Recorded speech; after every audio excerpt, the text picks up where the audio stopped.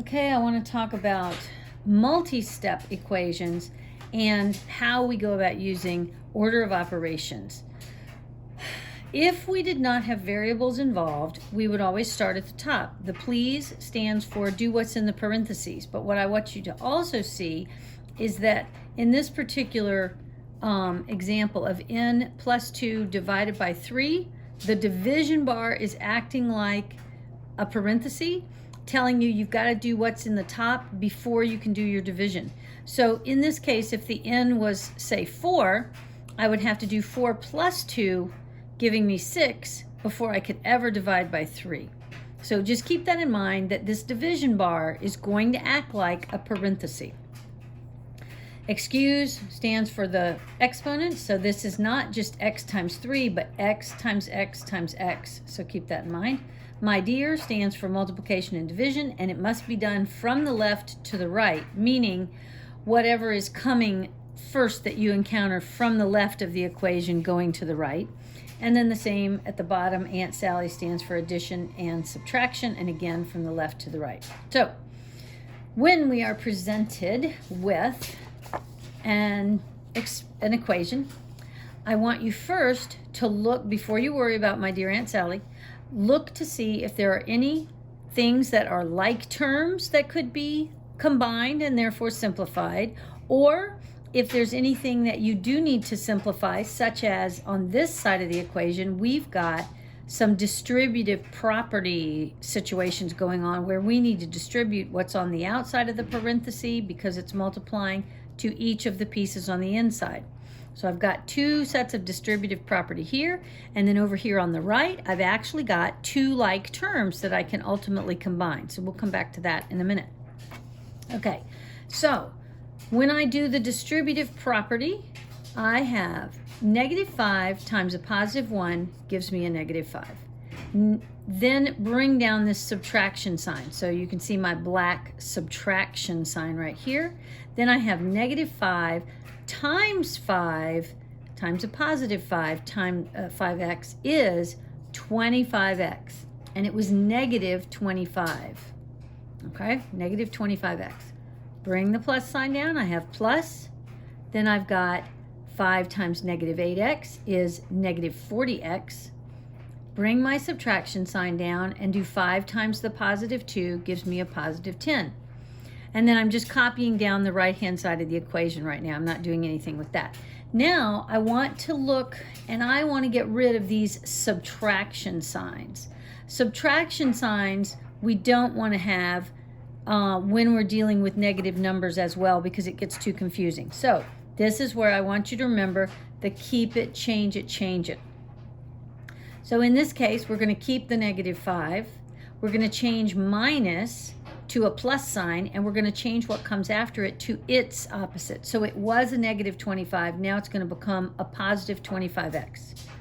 The plus here stays the same. Now we go to this one, and there's another subtraction sign. So I'm going to keep my -40x. I'm going to change subtraction to addition, and I'm going to change the +10 to its opposite, which is now a -10.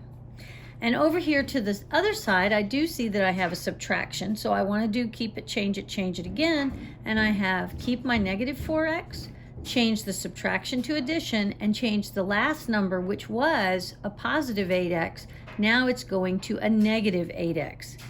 And can you see that subtracting a positive number is the same now as adding a negative number? And it's much easier for us to deal with addition.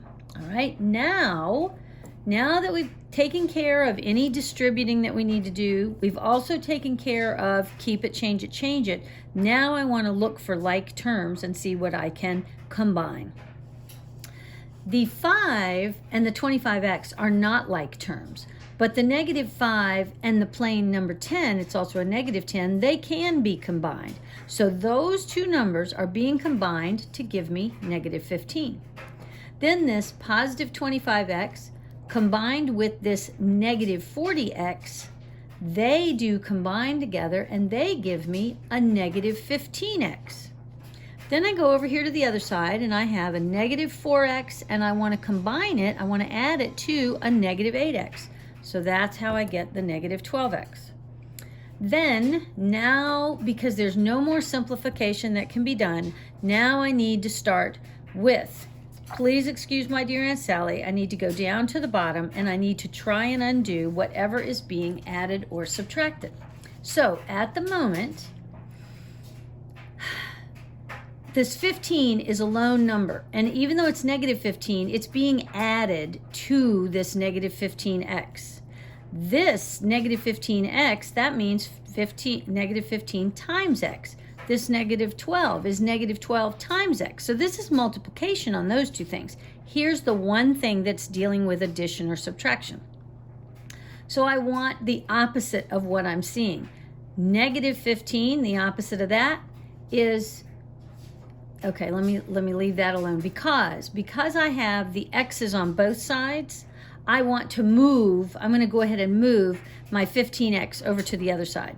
Now, even though multiplication is going on with this negative 15x, because I'm adding 15x to it, it's picking up the whole thing and moving it to the other side of the equation. So now the negative 15x and the positive 15x, those two go to 0. And this negative 15 just comes down. On this right side, because I added 15x here, I must add 15x over there. And when I combine a negative 12 with a positive 15, I get a positive 3. Excuse me. Then I end up having negative 15 equals 3x. Now, because I want to get the x separated from the 3, multiplication is going on. I need to do its opposite, which is to divide. I will divide both sides by 3. 3 divided by 3 is the number 1, and that 1 times x is x. And then 3 goes into 15 5 times, and we keep the negative sign because there's only one negative sign. So the answer becomes negative 5 equals x. And if you want to see if you're correct, you go back in and we can put the negative 5 in that equation. And we would then go to the top of please excuse my dear Aunt Sally, and we would do whatever is in the parentheses first. But before we would do that, we have some multiplication going on. It would tell us we'd have to do this multiplication before we do any of this addition or subtraction. So keep that in mind. Okay? Here's another problem. All right, same type of thing. We have the distributive property up here on the right-hand side of the equation. So we need to do that part first. So I have a negative 4 times 1 gives me negative 4. I keep the subtraction sign. Then I have negative 4 times 6a, which gives me 24. It gives me negative 24a. Now I'm going to do my keep it, change it, change it. So the subtraction went to addition. The negative 24a went to a positive 24a. Okay, this left side, we weren't able to do anything with it yet, so we just kept copying it down. So I am now down here.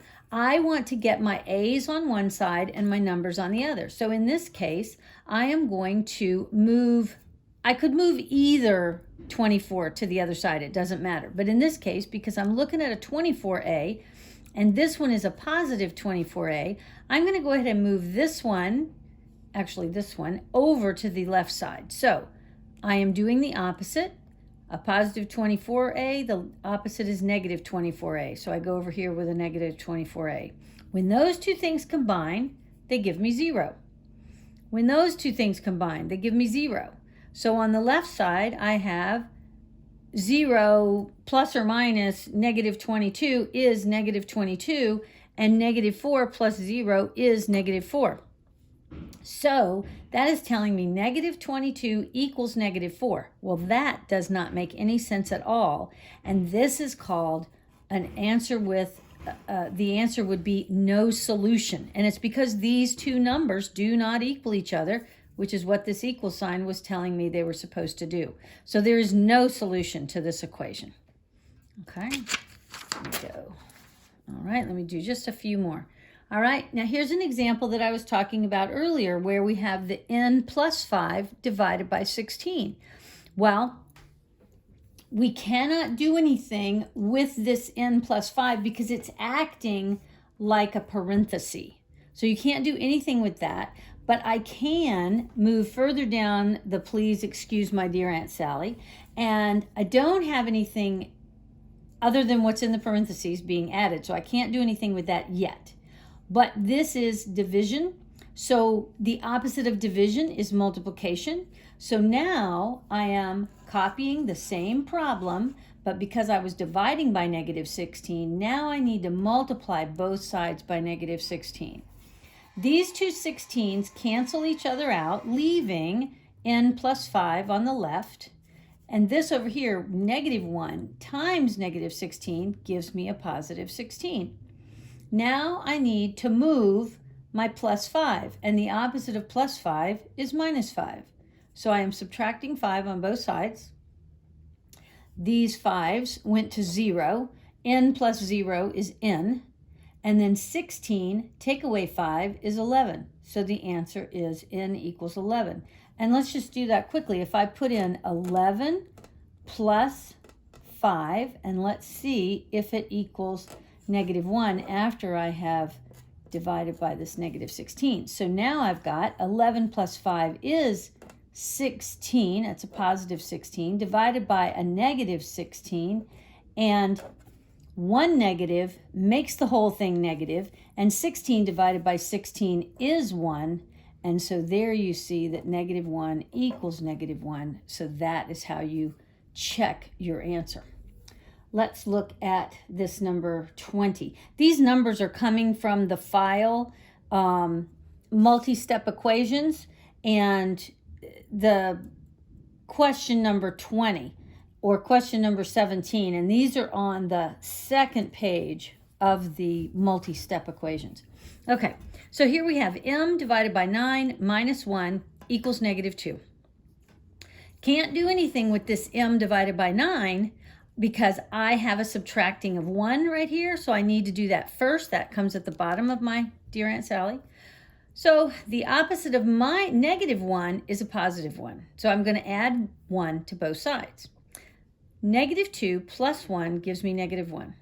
Now I have m divided by 9 equals negative 1.